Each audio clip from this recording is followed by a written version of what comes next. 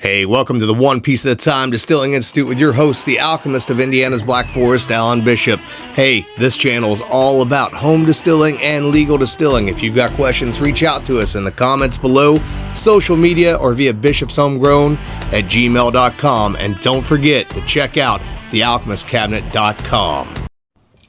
Hey guys, welcome back to the One Piece at a Time Distilling Institute. So, we're here to answer your questions all about home distilling or professional distilling, either way.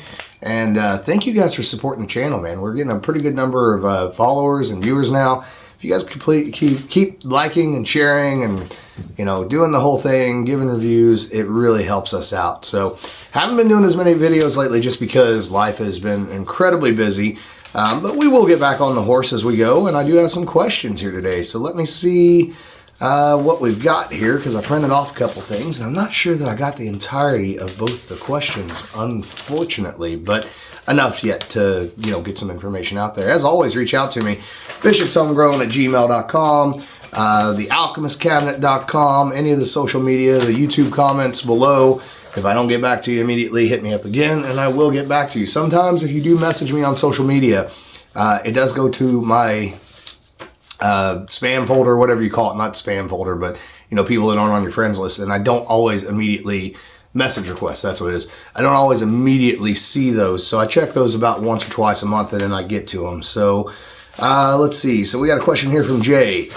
It says, "Hey Alan, just finished the new bourbon turntable. I have to say I wasn't expecting the Little Red Riding Hood content." So this has been a while back. This was sent November 1st. Here's an example of me missing questions or not getting to them in time, and I do apologize. But you mentioned proving down a brandy, and you may have noticed I'm curious. How is that done? I don't guess you sat there with a hydrometer adding liquid to it until you hit 100 proof, but maybe you do. Also, I make a version of limoncello, just infusing vodka, no distillation. I use a bottle of 100 proof vodka and add the peel of about 10 lemons. I let that rest for a month and then add 1 cup of simple syrup. How would I calculate what proof that ends up to be? Thanks, buddy, and shoot a video.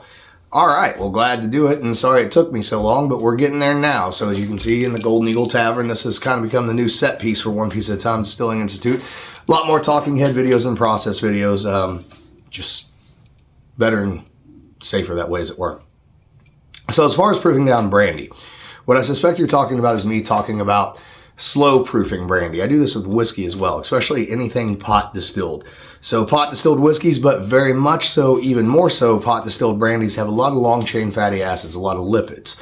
And if you proof them down quickly, you taste soap and you smell soap because you have literally created a chemical reaction called saponification that creates soap-like molecules. You want to avoid that wherever possible. Sometimes this can cause cloudiness in the distillate as well. I oftentimes, unfortunately, see home distillers / moonshiners that say that cloudiness is because you ran too far in your tails. No, it's usually because you proofed down too quickly or you had some minerals in your water. That'll oftentimes cause saponification. Sometimes it clears up, sometimes it doesn't. Even when it does clear up, you oftentimes will notice that there's an off flavor, a soapy flavor to that distillate that you might have wanted to have avoided one way, shape, form, or the other.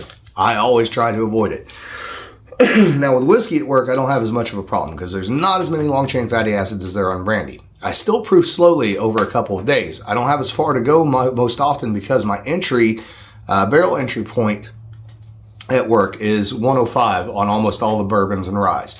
In one warehouse, I raise proof over time, so maybe get as high as 114. In the other warehouse, I lose proof, so I don't have to add much water at all. I might be down as low as 98 to 102 across 30 barrels, right? Or as high as 107 to 114. Nonetheless, I don't have as far to go to get down to 100 proof. So I can do that over a period of a couple days, dropping at 5 proof points at a time or whatever, without shocking the distillate, without getting that saponification, without getting those soapy flavors. With brandy, on the other hand, as we've talked about on the channel before, we do, basically still proof entry. So 135 plus or minus proof going directly into the barrel. The reason we do that is because at those higher proofs, the alcohol is more stable, therefore less volatile, and less of a chance of blowing off those volatile aromatics of particularly apple, but also grape that we want to hold on to from that distillation, those sort of nosing notes and tasting notes that make a brandy versus a whiskey, right? Focusing at least 50% on the raw material fermentation and distillation, and then 50% on the barrel maturation, so that you always have something that tells you, hey, this is really good apple brandy, right? With that being said, you have to be really careful proofing that down. You certainly can't pull a barrel down off the rack and proof it all down at once. There's no way to do that. If you do that, you're getting saponification. Even if you do it slowly over a couple of days, you're going to get saponification. So with the apple brandy, what we do, and I've done this on a home level as well in the past, we can do it one of two ways. We can either do the Nancy Fraley élevage method, which is where every year you pull the barrels down, you pull the bung out, and you see how much water has been evaporated. You top the barrel back up with water, put it back up, pull it down again the next year, top it up with water. Proof it down slowly over the years. That's a great way to do it. It's somewhat impractical on a larger distilling scale in a lot of ways, especially for a team like ours, which is very, very small, to have the time and the space and the ability to be able to pull down those barrels every year and proof those down. What we do instead is we take the barrels, we make our blend to the best of our possible abilities. We put that blend into a tank that we can aerate and that we can add water to. And we'll drop 2 to 5 proof points at a time, once to twice a week. As we add that water, we're also hitting that with filtered air from an air compressor. And this allows us to avoid saponification and to proof down very, very, very slowly over time. Usually we're talking about a number of months. That sounds asinine, I know, but it's the only way I've found to make quality brandy and proof it down the right way without creating saponification. So I hope that answers your question there. But you had another question here. I make a version of limoncello just infusing vodka, no distillation. I use a bottle of 100 proof vodka and add the peel of about 10 lemons and let that rest for a month, and then add 1 cup of simple syrup. How would I calculate what proof that ends up to be? Well, what you're going to want to do is find a proof calculator or a program, something like Hoochware, and that will ask you the inputs of alcohol versus water. And what you're going to do is, instead of using any other formula, you're basically going to call that simple syrup your water. So what you're going to do is however much water it tells you, to add to get to whatever proof, you're going to use the input of the simple syrup as the water, basically, right? And you may have to work that around backwards, of course, to figure out exactly what proof you land at, but it'll get you pretty close. I think on Hoochware, there's a thing that says true proof on it, and you can go in there and look at that by how much, volume of water / simple syrup you've added to what volume, percentage of alcohol, and that should get you pretty well within the ballpark of the proof of what you are making. So let's see. I think you had another question here. So yeah, I also would like to know about required equipment for distilling. I homebrew, but I'm old school. I have a cooler for my mash tun and a keg with the top cut out and a turkey fryer for my brew kettle. Where do I go from there? Well, that's the cool thing about being a home brewer, even an old school home brewer. You've got all the equipment on hand to make all grain as it is, right? So if you want to make all grain whiskeys or even sugar shines, you've got everything you need brew-wise to be able to do all the same things. Now, lautering certain grains doesn't work very well.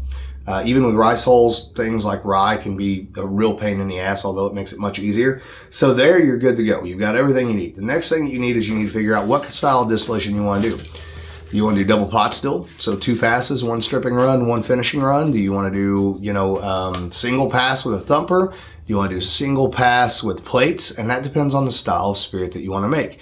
But once you make that decision, finding the equipment that you need for distillation is fairly easy. In fact, if you have an extra stainless steel keg around, converting a stainless steel keg to a still is pretty easy to do with just regular 2-inch tri-cloves and gaskets. And you can buy all kinds of crazy equipment from pretty much anywhere at this point to turn your keg into whatever style of still to make whatever style of spirit that you would like to make. The only other required equipment that you're probably going to want is a alcohometer, hydrometer, to be able to read your proof and your trails, to tell you exactly what percentage of alcohol you have, etc., what your ABV is on your finished spirits. And then after that, a lot of the things are really optional, right? Do you want barrels, high quality barrels like Bad Motivators or 1030 barrels?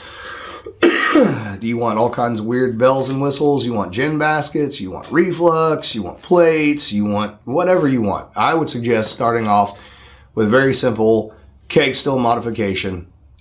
Go to Mile High Spirits, somewhere like that. Get you a 2-inch pot still head. The kit costs like $150 something. I would say I don't like the Lebesgue condensers on there. Throw you a worm on there, or go somewhere like Ozark Stillworks and order you up a head and a condenser to go onto a keg. Or someone like Sean Rigsby can get you set up with something like that. Or 13 Stills can get you set up with a good starter still. But that's where you're going to want to go next. And other than that, you don't need a whole lot of other specialized equipment. You've got the vast majority of what you need on hand right now with your brewing equipment. It is a very short step that can be as cheap or as expensive as you want it to be from there to become a home distiller. So anyways, guys, I appreciate it. I hope you guys are enjoying the videos still. I hope you guys are still learning from the videos. This is something I really enjoy doing, something I really love doing, and something I will continue to do.